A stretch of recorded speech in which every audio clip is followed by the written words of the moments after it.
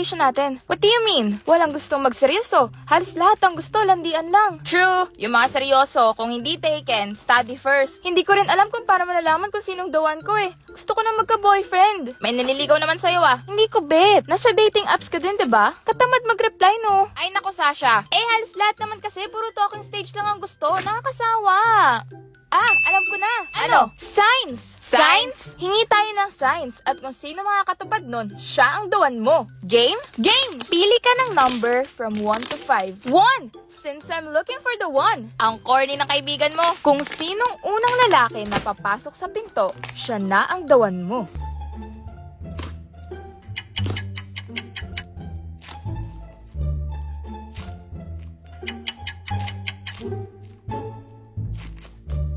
Ayun!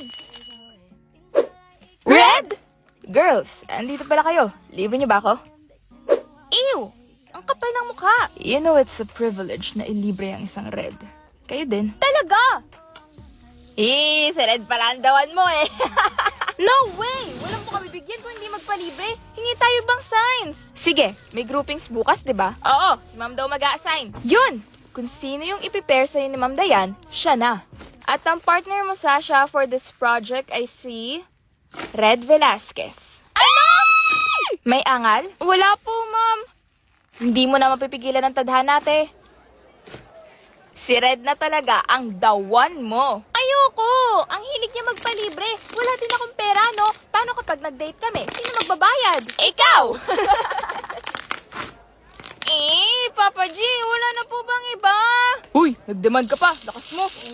Sasha, andito ka pala. Doon na tayo sa bahay gumawa. Bantay ako ng kapatid ko ngayong araw eh. Sige. Yay! Red and Sasha sitting on a tree. K-I-S-S-I-N-G. Papa G, akala ko okay na tayo sa type ko. Yung gagawin akong Disney princess, hindi alipin ng stepmother. Mukhang si Red pa magiging Disney princess sa amin eh. Tama ba itong address na to? 612 Mahogany. Tama ba to? Sasha, andiyan ka na pala. Halika, pasok ka. Bahay mo to? Technically, bahay ng parents ko. Tara. I love you too, Papa G. Okay ka na kay Red, Nan? Pwede na, pero gusto ko pa ng isang sign. Isa pa? Less na, para sure na talaga.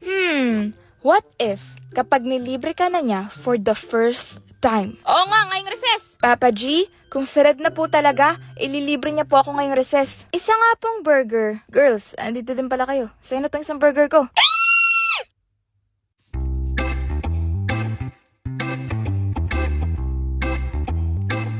Thank you.